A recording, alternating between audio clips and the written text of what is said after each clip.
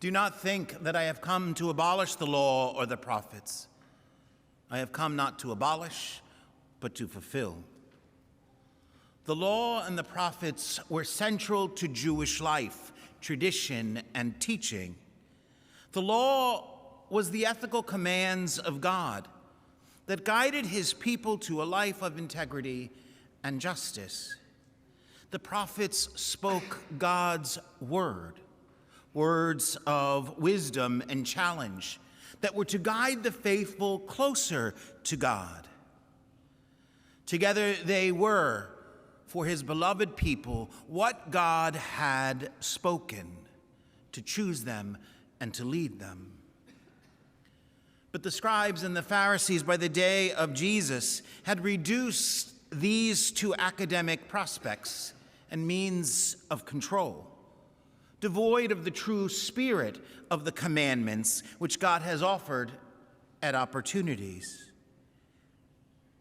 God's law had devolved into human regulation, and even then become petrified as the only way to please God or get to heaven.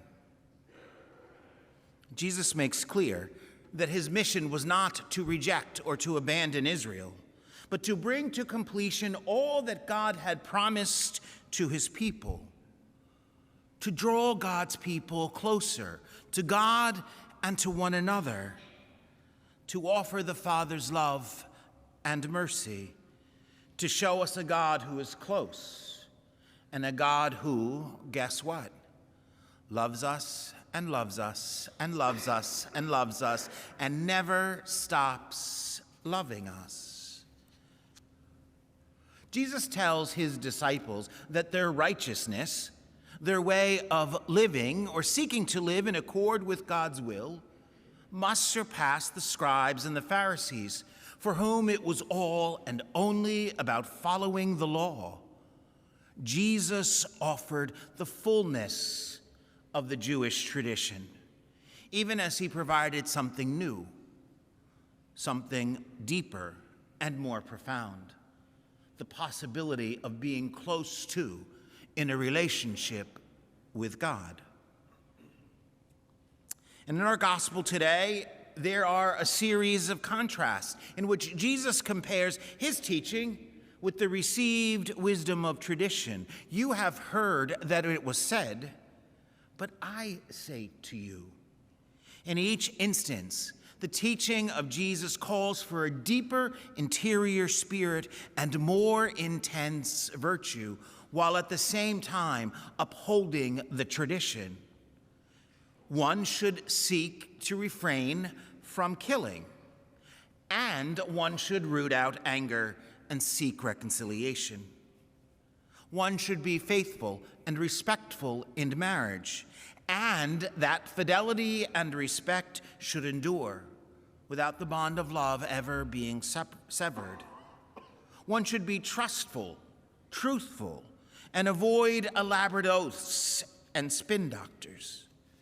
Yes should be yes, and no should be no. Each of the contrasts that Jesus draws, which will continue in next Sunday's gospel, focus on human relationships and offers a breathtaking vision of human life, a life of integrity and beauty, without violence or sexual exploitation, lasting fidelity in relationships, complete honesty and transparency in speech. It's a vision of what we are meant to be at our best, as God intended. Often we hear the examples of human failure and degradation. Sin is real, it is powerful, and it leaves a mark, as we see even on the resurrected body of Jesus. But the gospel, especially today, offers us insight into overcoming sin by offering us a portrayal of human life and human relationships that are beautiful, the life to which Jesus calls each one of us. This is God's wisdom hidden, mysterious. Abundance hidden in sacrifice, glory hidden in humility, greatness hidden in service. If any one of you wishes to be great, he shall be the last of all and the servant of all. Instead of power over people, greatness is about service to people. True greatness comes in the service of others. Greatness here means using my abilities, seizing any and all opportunities, leveraging my influence, and indeed any other advantage or resource or skill that I have for the benefit and well-being of another. Not just for me, not just for mine, but for others. And every act of service, whether it's large or small, matters in God's economy. Even a cup of water deserves a reward. It takes faith, though, doesn't it? It takes faith truly to believe that having a servant's heart matters, that it's not weakness, even and especially when no one else sees or knows, or it's not received in the way that it's offered.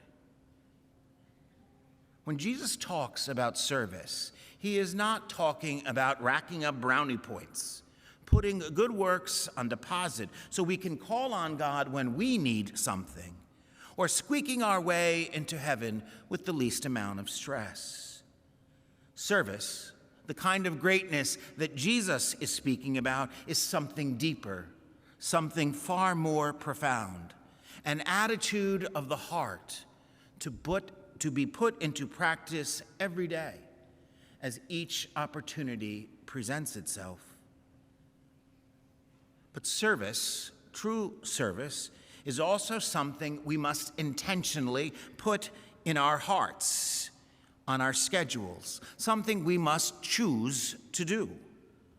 It's why our first reading makes clear that our lives are about our choices, about how we respond, whether we choose life or death, good or evil. Not only writ large in the great challenges of life, but in each and every moment, with each and every opportunity given to us by God to serve others. And here's the part that kills me, even and especially when it's inconvenient and difficult. But to have a servant's heart, to make this lifestyle choice, allows us to draw closer to Jesus. That's why service is one of the most immediate and available steps. Remember, to serve in ministry and mission, which we're talking about right now. Tithing and giving. Giving of our treasure is always a risk, but Jesus reminds us often that it's a risk worth taking. E is about engagement, about growing in faith within the context of a community, having and being a friend who supports others, who encourages others. P is about prayer, both quiet, daily, meditative prayer, time spent with God. And again, we're going to focus our Lent here as well, and in the public celebrations of the Eucharist and the other sacraments. And lastly, S is about sharing our faith. Our faith actually grows when we share it with others, not from a soapbox, not from a high horse, but in our lived service to our family, to our friends, and to those we may not even know. Service, which we're talking about today, comes in two ways, in mission and in ministry. Now, these words are often used interchangeably, but we've decided to use them in two different, distinct, yet complementary ways. When we say mission, to serve in missions, we're talking about the larger community around us, including our outreach. When we say ministry, we mean serving right here at home, our church family, within our pastorate community. Both are about giving some of your time from time to time, or better yet, on a regular basis in service to God through the church. It's about getting up out of the pew to serve both within and beyond our community. And you can do so beginning right now. Next week, with our bulletin, we'll have a listing of opportunities to serve our community in mission and in ministry. Take this time this week to reflect on that. Where is God calling you? What talents can you offer to God through our community to the larger community around us?